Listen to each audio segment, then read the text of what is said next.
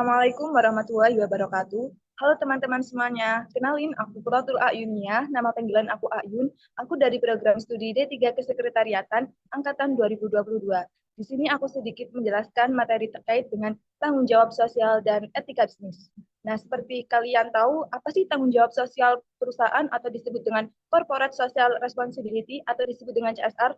Nah, di sini aku bisa sedikit menjelaskan terkait dengan tanggung jawab sosial perusahaan atau disebut dengan Corporate Social Responsibility atau disebut dengan CSR adalah konsep di mana perusahaan menunjukkan kepedulian terhadap lingkungan eksternal dengan melalui berbagai kegiatan yang tentunya sangat bermanfaat bagi masyarakat dan juga lingkungan. Di mana hal ini mencakup yang pertama penjagaan lingkungan, yaitu tentang perusahaan tentunya sangat berupaya untuk meminimalkan dampak negatif terhadap lingkungan seperti mengurangi emisi, mengelola limbah dengan baik, atau mendukung inisiatif penghijauan. Yang kedua, norma masyarakat. Perusahaan tentunya sangat berkomitmen untuk mematuhi dan mendukung nilai-nilai serta norma-norma yang berlaku di masyarakat, seperti etika bisnis, hak asasi manusia, dan kesetaraan yang hakiki. Yang ketiga yaitu partisipasi pembangunan. Tentunya perusahaan terlibat dalam proyek-proyek sosial dan ekonomi masyarakat, pendidikan, ataupun kesehatan. Yang keempat yaitu tanggung jawab sosial lainnya. Hal ini tentunya bisa mencangkup berbagai aktivitas lain yang tentunya menunjukkan tentang kepedulian perusahaan terhadap kesejahteraan karyawan, pelanggan, dan masyarakat luas, seperti program kesejahteraan karyawan, donasi, ataupun sukarelawan. Nah, tujuannya CSR ini bertujuan untuk menciptakan keseimbangan antara keuntungan perusahaan dengan kontribusi positif terhadap masyarakat dan lingkungan sekitar. Kemudian, next slide. Istilah-istilah yang merujuk pada berbagai strategi yang dapat diambil oleh perusahaan dalam mengolah tanggung jawab sosial perusahaan atau disebut dengan CSR, yaitu yang pertama ada reaktif. Definisi reaktif yaitu merupakan salah satu perusahaan yang sangat cenderung menolak tanggung jawab sosial atau hanya merespon masalah sosial ketika dihadapkan dengan krisis atau tekanan yang signifikan. Contohnya, perusahaan hanya mengambil tindakan sosial setelah itu mendapat kritik publik atau ketika reputasi mulai terancam. Yang kedua ada defensif, yang dimana defensif ini memiliki definisi apabila perusahaan cenderung membelah diri dan menghindari tanggung jawab sosial, mereka mungkin akan mencoba untuk meminimalisir tanggung jawab atau mengalihkan kesalahan. Contohnya, perusahaan membuat pernyataan untuk melindungi reputasi mereka tanpa benar-benar mengatasi akar permasalahan sosial yang akan dihadapi. Selanjutnya, ada akomodatif, di mana definisi akomodatif ini dapat kita contohkan perusahaan yang telah menjalankan tanggung jawab sosial mereka, namun biasanya hanya untuk menghindari tekanan dari masyarakat atau regulasi. Mereka tentunya tidak ada proaktif, tetapi akan merespon ketika diperlukan. Contohnya perusahaan yang telah mengikuti standar lingkungan karena takut akan hukuman hukum, bukan karena komitmen untuk melindungi lingkungan. Selanjutnya ada proaktif, di mana proaktif ini memiliki definisi perusahaan secara aktif mengambil inisiatif dalam tanggung jawab sosial dan tentunya berusaha untuk menjadi pemimpin dalam praktik-praktik bisnis yang tentunya sangat bertanggung jawab. Mereka tidak hanya mematuhi standar, tapi juga berupaya untuk menciptakan standar industri yang lebih tinggi. Kemudian contoh yang kedua ada perusahaan yang sukarelawan menerapkan kebijakan rumah tangga lingkungan yang tentunya harus lebih ketat daripada yang diwajibkan oleh hukum. Kemudian di dalam strategi pengelolaan tanggung jawab sosial perusahaan ini ada beberapa tingkatan, yaitu di mana untuk mencerminkan sejauh mana perusahaan ini berkomitmen dan terlibat dalam praktik-praktik sosial dan lingkungan. Strategi reaktif dan defensif yang biasanya tentunya menunjukkan tingkat tanggung jawab sosial yang rendah, sementara strategi akomodatif dan proaktif yang menunjukkan tingkat tanggung jawab sosial yang lebih tinggi. Next slide. Kemudian yang terkait dengan pro dan kontra. Tentunya di mana-mana masyarakat ini mendukung dan menolak dengan adanya tanggung jawab sosial perusahaan atau disebut dengan CSR. Tentunya pro yang mendukung tanggung jawab sosial perusahaan dalam CSR mengatasi masalah yang timbul dari kegiatan bisnis. Kegiatan bisnis seringkali menimbulkan dampak negatif seperti pencemaran lingkungan atau ketidakadilan sosial. Oleh karena itu, sudah semestinya perusahaan bertanggung jawab untuk memperbaiki atau mengurangi dampak tersebut sebagai bagian dari kewajiban moral mereka terhadap masyarakat. Kemudian, perusahaan sebagai bagian dari masyarakat. Perusahaan tentunya harus beroperasi dalam sebuah ekosistem sosial yang tentunya harus lebih besar. Sebagai entitas yang mendapatkan keuntungan dari masyarakat, tentunya kita harus benar-benar membawa keuntungan yang lebih besar untuk kepentingan bersama. Selanjutnya mengenai perusahaan sebagai bagian dari masyarakat. Perusahaan tentunya harus beroperasi dalam hal-hal yang harus kita inginkan. Entah itu kapasitas dan sumber daya yang dimiliki oleh perusahaan, ataupun sumber daya baik itu finansial maupun teknis, yang tentunya akan digunakan untuk mengatasi masalah sosial. Dengan demikian, tentunya mereka ini berada di posisi yang baik untuk memberikan dampak positif yang signifikan. Selanjutnya mengenai perusahaan sebagai mitra masyarakat. Sama seperti pemerintah dan organisasi lainnya, perusahaan adalah mitra dalam upaya untuk membangun masyarakat yang tentunya lebih baik dari sebelumnya. Dengan berpartisipasi dalam tanggung jawab sosial, perusahaan dapat memperkuat hubungan dengan masyarakat dan pemerintah yang pada akhirnya bisa menguntungkan kedua belah pihak tanpa ada kerugian sepersen pun. Kemudian mengenai kontra atau menolak tanggung jawab sosial perusahaan pada CSR, tentunya yang pertama ada keterbatasan keahlian dalam bidang sosial. Perusahaan mungkin tidak memiliki keahlian khusus dalam bidang sosial dan kemasyarakatan, sehingga sulit bagi mereka untuk mengambil tanggung jawab dalam hal ini, tentunya melibatkan resiko kesalahan atau intervensi yang tidak tepat. Kemudian kontrol berlebihan terhadap masyarakat. Partisipasi perusahaan dalam aktivitas sosial dapat memberikan mereka kekuatan yang terlalu besar untuk mengontrol masyarakat. Hal ini tentunya bisa menciptakan ketidakseimbangan dalam kekuasaan yang tentunya berpotensi untuk merugikan. Karena perusahaan mungkin lebih mementingkan kepentingan mereka sendiri daripada kepentingan umum. Kemudian potensi konflik kepentingan. Keterlibatan perusahaan dalam kegiatan sosial tentunya dapat menyebabkan konflik kepentingan, misalnya keputusan yang akan diambil oleh perusahaan mungkin lebih mengutamakan keuntungan bisnis mereka atau lebih menguntungkan untuk kepentingan umum. Dan fokus utama perusahaan adalah untuk profit atau untuk mengambil keuntungan yang dimana untuk menghasilkan atau memenuhi harapan para pemegang saham. Kemudian mengalihkan fokus mereka ke tanggung jawab sosial yang tentunya bisa mengalihkan sumber daya dan perhatian dari tujuan utama tersebut, yang pada akhirnya mungkin merugikan bisnis itu sendiri. Next slide. Yang keempat yaitu tentang manfaat tanggung jawab sosial perusahaan CSR. Manfaat bagi perusahaan tentunya membawa citra positif dengan menjalankan tanggung jawab sosial perusahaan yang tentunya dapat membangun citra positif di mata masyarakat dan pemerintah. Hal ini tentunya dapat meningkatkan reputasi perusahaan, membuatnya lebih disukai oleh konsumen, dan memperkuat hubungan dengan pemangku kepentingan lainnya. Citra yang baik juga dapat memberikan keunggulan kompetitif dan meningkatkan loyalitas pelanggan. Manfaat bagi masyarakat tentunya hubungan yang lebih erat dan win-win solution atau disebut dengan CSR memungkinkan kepentingan masyarakat untuk terakomodasi seperti perbaikan infrastruktur, pelestarian lingkungan, dan pemberdayaan komunitas. Hal ini tentunya menciptakan hubungan yang lebih erat antara perusahaan dan masyarakat, di mana kedua belah pihak ini saling diuntungkan dalam situasi win-win situation. Masyarakat tentunya menerima manfaat langsung dari inisiatif perusahaan, sementara perusahaan mendapatkan dukungan sosial dan operasi yang lebih lancar. Yang terakhir yaitu manfaat bagi pemerintah. Partner dalam misi sosial dengan perusahaan yang aktif dalam CSR, pemerintah tentunya mendapatkan mitra yang dapat membantu menjalankan misi sosialnya, di mana hal ini meringankan beban pemerintah dalam menangani suatu permasalahan sosial, lingkungan, ataupun ekonomi. Kerjasama ini juga dapat mempercepat pencapaian tujuan pembangunan yang lebih inklusif dan berkelanjutan. Next slide. Dimensi etika dalam bisnis. Etika adalah pandangan, keyakinan, dan nilai akan sesuatu yang baik dan buruk, benar dan salah, menurut Griffin. Dan etika bisnis adalah standar kelayakan pengelolaan organisasi bisnis yang memenuhi kriteria etika. Etika itu banyak macamnya, entah itu etika di dalam satu bisnis, etika ketika kita berbicara dengan orang yang lebih muda, ataupun etika ketika kita berbicara kepada orang yang lebih tua, ataupun yang lainnya. Nah, etika bisnis ini adalah standar kelayakan dalam pengelolaan organisasi bisnis yang sesuai dengan kriteria etika, di mana hal ini berarti bahwa sebuah perusahaan tidak hanya beroperasi untuk mencapai keuntungan, tetapi juga harus memastikan bahwa kegiatan bisnisnya tidak melanggar prinsip-prinsip moral dan etika yang telah disepakati oleh masyarakat.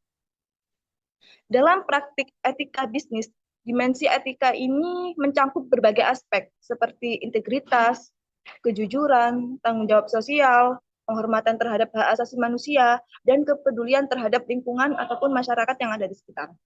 Organisasi yang telah mengintegrasikan etika dalam operasi bisnis, mereka cenderung membangun reputasi yang tentunya ingin lebih baik dari sebelumnya dan ingin mendapat kepercayaan dari konsumen, karyawan, ataupun masyarakat luas. Next slide. Untuk nilai personal sebagai standar etika, merujuk pada prinsip-prinsip dan keyakinan individu yang berfungsi sebagai pedoman dalam menentukan apa yang dianggap benar atau salah dalam berbagai situasi kehidupan, termasuk dalam konteks bisnis dan profesional. Nilai atau disebut dengan value pada dasarnya adalah pandangan ideal yang tentunya akan mempengaruhi cara pandang, cara berpikir, cara berbicara, ataupun perilaku seseorang. Nilai ini tentunya menjadi dasar bagi individu dalam membuat keputusan dan tentunya sangat menentukan sikap dalam berbagai situasi. Yang kedua ada nilai personal atau personal value. Pada dasarnya adalah pandangan ideal yang tentunya cara pandang dan cara pikir atau keyakinan yang kita pegang itu sehubungan dengan segala kegiatan yang akan kita lakukan. Nilai-nilai ini tentunya mencerminkan prinsip-prinsip yang dianggap penting oleh individu dan membentuk dasar dari perilaku etisnya. Kemudian nilai terminal. Untuk nilai terminal ini adalah jenis nilai personal yang tentunya mencerminkan tujuan akhir atau kondisi ideal yang ingin dicapai oleh seseorang.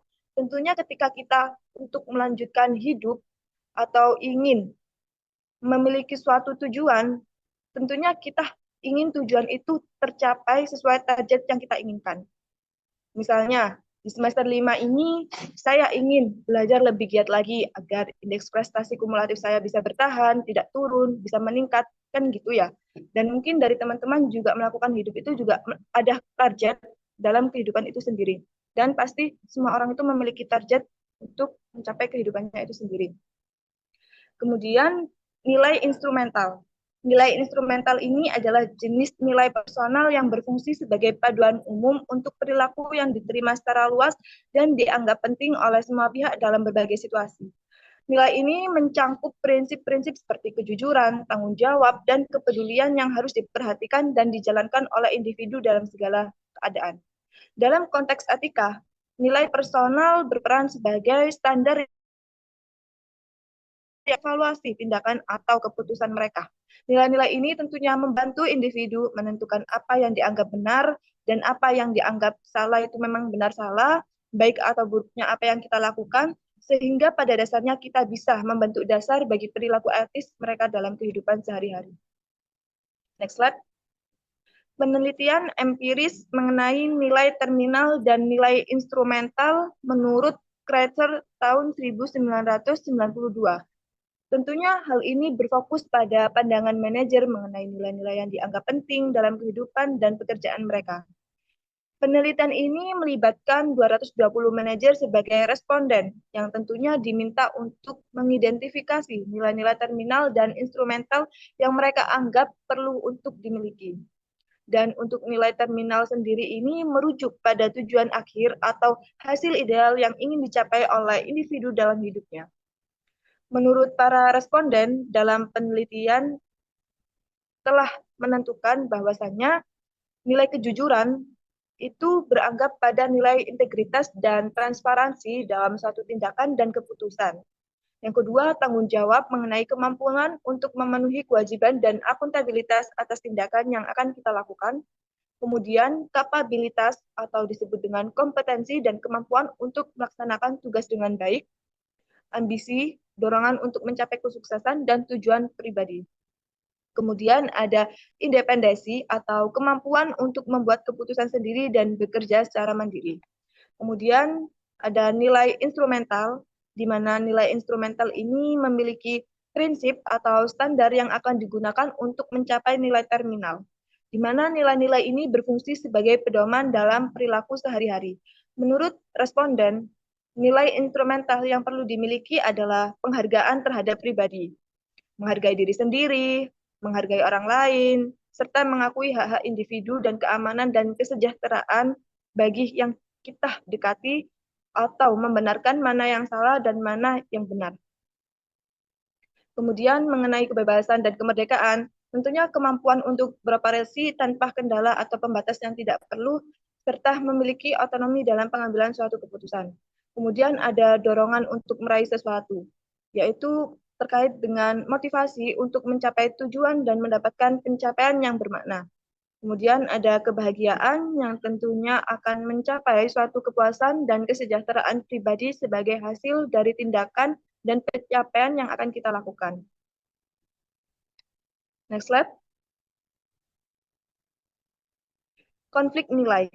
Konflik nilai ini merujuk pada situasi di mana terdapat perbedaan atau benturan antara nilai-nilai yang dipegang oleh individu atau kelompok yang kemudian menyebabkan ketegangan, ketidaknyamanan, atau perbedaan pandangan dalam pengambilan suatu keputusan atau perilaku.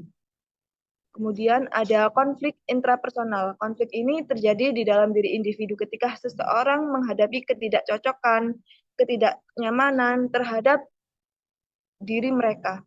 Misalnya, seseorang mungkin merasa terjebak, merasa tertekan antara keinginan untuk mencapai kesuksesan material dan keinginan itu untuk tetap jujur dan berintegritas agar bagaimana caranya biar tujuan ini bisa tercapai untuk kedepannya. Konflik intrapersonal juga dapat terjadi ketika nilai-nilai yang dimiliki seseorang ini bertentangan dengan perilaku atau keputusan yang harus diambil. Kemudian ada konflik individu dan organisasi. Konflik ini muncul ketika nilai yang dianut oleh individu berbenturan dengan nilai atau budaya yang diharuskan oleh perusahaan atau organisasi di tempat kerja. Misalnya, seorang karyawan mungkin memiliki nilai personal yang menekankan pada keseimbangan kehidupan kerja dan pribadi. Sementara perusahaan mungkin menuntut komitmen waktu yang tinggi yang telah mengabaikan keseimbangan tersebut. Jadi, tidak ada ketidaksesuaian dapat menyebabkan ketidakpuasan kerja dan mengakibatkan stres, sakit, ataupun hal-hal yang tidak diinginkan itu pasti akan terjadi. Kemudian ada konflik antar budaya. Konflik ini tentunya terjadi ketika terdapat perbedaan budaya antara individu atau individu lainnya yang tentunya menyebabkan ketegangan, kepahaman, dan ketidaknyamanan. Misalnya nilai budaya dalam satu kelompok mungkin menekankan kolektivitas dan kerjasama. Sementara nilai budaya kelompok lain telah menekankan individualisme dan persaingan.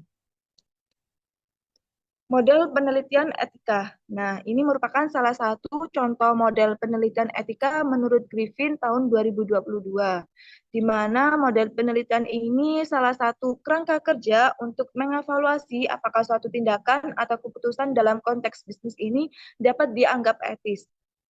Proses penilaian ini melibatkan beberapa langkah untuk menentukan sejauh mana tindakan tersebut memenuhi standar etika yang telah ditetapkan. Nah, di sini ada upaya perwujudan dan peningkatan etika manajemen dan etika bisnis. Di sini ada 4, ada pelatihan etika, advokasi etika, kode etik, keterlibatan publik dalam etika bisnis perusahaan. Nah, di sini aku sedikit menjelaskan terkait dengan upaya perwujudan dalam peningkatan etika bisnis ini merupakan salah satu hal yang sangat penting, yang dimana upaya perwujudan ini bisa berjalannya suatu bisnis yang ada di perusahaan ini bisa mengevaluasi atas kejadian-kejadian sebelumnya ini tidak dapat terulang kembali di masa yang akan datang dan agar kita menjalankan upaya perwujudan dan peningkatan etika bisnis ini di dalam suatu perusahaan agar tentunya semakin jauh lebih baik dan tidak ada hal-hal yang ingin kita lakukan begitu. Mungkin itu saja yang dapat saya sampaikan. Semoga materi kali ini bermanfaat bagi teman-teman semuanya. Terima kasih. Wassalamualaikum warahmatullahi wabarakatuh.